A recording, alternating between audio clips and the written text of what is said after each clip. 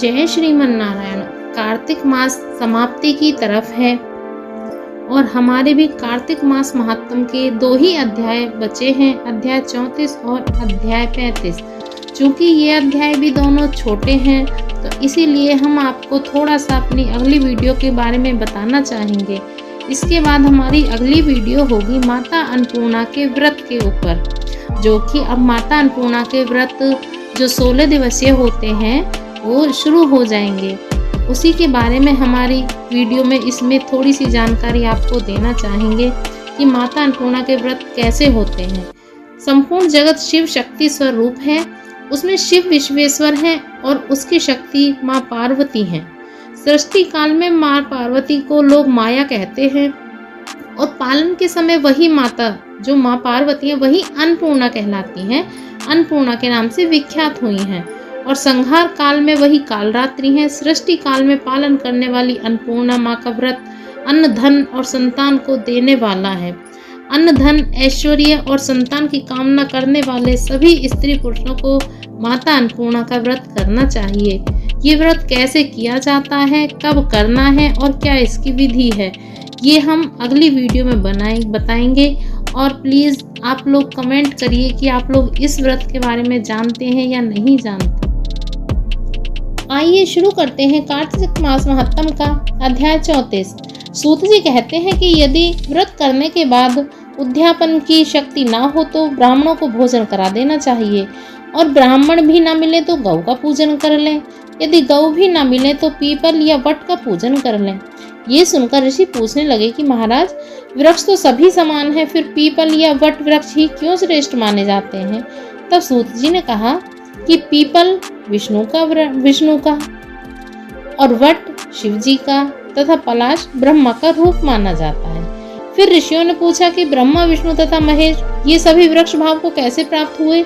ये सुनकर सूत जी कहने लगे कि हे ऋषियों, एक समय माँ पार्वती शिव जी सहित एकांत में विराजमान थे कि उस समय देवताओं द्वारा भेजे गए अग्निदेव द्वारा उनके एकांतवास में कुछ विघ्न उपस्थित हुआ। तब पार्वती जी ने क्रोधित होकर देवताओं को श्राप दिया कि तुम वृक्ष रूप हो जाओ। तब विष्णु जी गया में जाकर पीपल, शिव काशी में अक्षयवट और ब्रह्मा जी पलाश रूप में हो गए। तभी से पीपल और वट का पूजन होता है। तब ऋषियों ने पूछा कि रविवार पीपल का पूजन क्यों नहीं होता। ये तो हम सब भी जानते हैं कि रविवार को पीपल को नहीं छूना चाहिए और शनिवार को अवश्य क्यों होता है। पीपल का पूजन रविवार को क्यों नहीं होता है, शनिवार में क्यों विशेष होता है, इसका क्या कारण है। सूत जी कहने लगे कि हे ऋषियों, समुद्र मंथन के समय जब 14 रत्न समुद्र से पैदा हुए थे तब श्री विष्णु भगवान ने कौस्तुभ मणि तथा लक्ष्मी जी को स्वयं ग्रहण कर लिया था। जब भगवान लक्ष्मी जी के साथ विवाह करने लगे तो लक्ष्मी जी ने कहा कि भगवान, मेरी एक बड़ी बहन है जिसका नाम दरिद्रा है, सबसे पहले उसका विवाह होना चाहिए क्योंकि वो बड़ी है और मैं छोटी हूँ। विष्णु जी ने लक्ष्मी जी के ये वचन सुनकर उनकी बड़ी बहन ज्येष्ठा उद्दालक ऋषि को सौंप दी। ज्येष्ठा जो थी दरिद्रता, ज्येष्ठा मतलब बड़ी, दरिद्रता जो थी उनका रंग काला था और उनकी आंखें लाल थी, बिखरे हुए बाल थे। उद्दालक मुनि भगवान की आज्ञा मानकर दरिद्रता को अपने आश्रम में ले गए। वहां आकर दरिद्रता ने देखा कि आश्रम में वेद पाठ और हवन हो रहा है। ये देख उसने मुनि से कहा कि मैं यहाँ नहीं रह सकती, जहाँ पर चोरी जारी तथा ब्राह्मणों का अपमान होता है मैं वहीं पर रह सकती हूँ।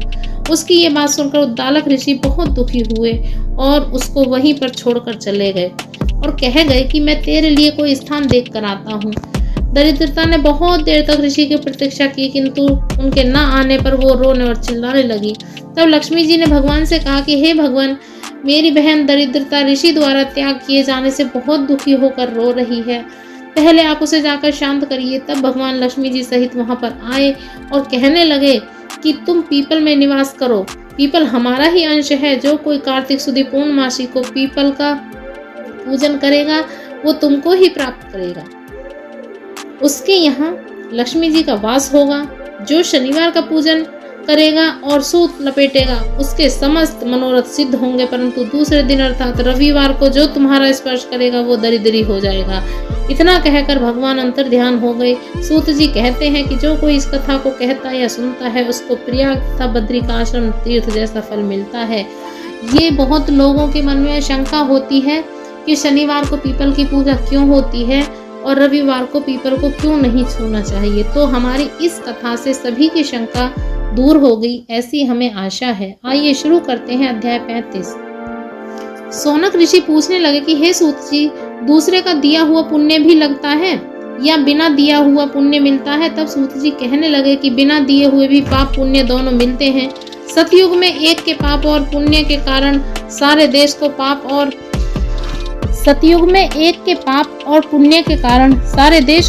और पुण्य मिलता था।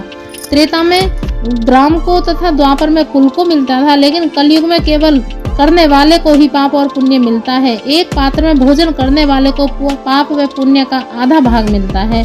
दूसरे की निंदा करने वाले, सुनने वाले और चिंतन करने वाले को भी पाप पुण्य मिलता है। दूसरे का द्रव्य को चुराकर दान देने वाले को पाप मिलता है। पाप या पुण्य का उपदेश देने वाले को छठा अंश प्राप्त होता है। प्रजा का छठा अंश राजा को मिलता है। शिष्य से गुरु, पिता से पुत्र, स्त्री से पति भी छठे अंश को पाते हैं। स्त्री पति का आधा पुण्य पाती है। इस प्रकार बिना दिए भी पाप तथा पुण्य एक दूसरे को मिलते हैं। इसके अनुसार एक अत्यंत पुण्य देने वाला इतिहास सुनाता हूँ, सुनिए। पूर्व काल में उज्जैनी नामक नगरी में ब्रह्म कर्म से भ्रष्ट, पापी, दुष्ट, बुद्धि रस कमल तथा खाल बेचने वाला, झूठ बोलने वाला, ज्वारी, मदिरा पीने वाला, वैश्यगामी धनेश्वर नाम का एक ब्राह्मण रहता था। वो क्रय विक्रय के हेतु अनेक नगरों में घूमता फिरता था। एक बार वो महिष्मती नगरी में गया और माल बेचने के लिए वहां पर 1 महीने तक ठहरा। एक दिन उसने नर्मदा नदी के तट पर जप करने वाले ब्राह्मण को देखा। पूर्णिमा को गौ ब्राह्मण का पूजन तथा दीपदान भी देखा।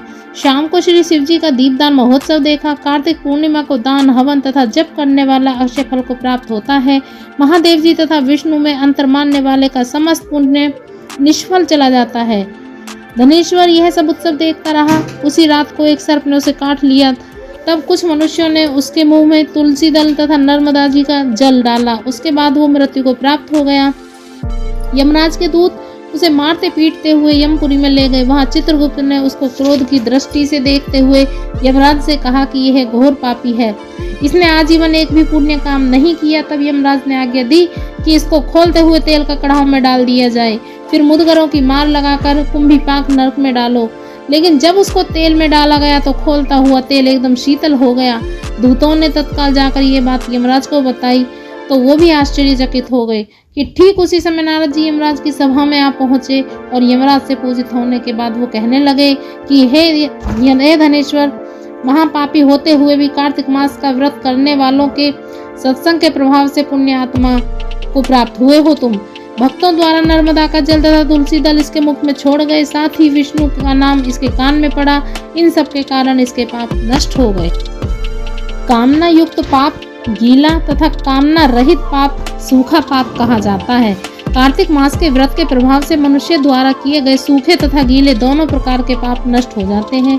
इस प्रकार कार्तिक मास महात्म का 35वां अध्याय समाप्त हुआ।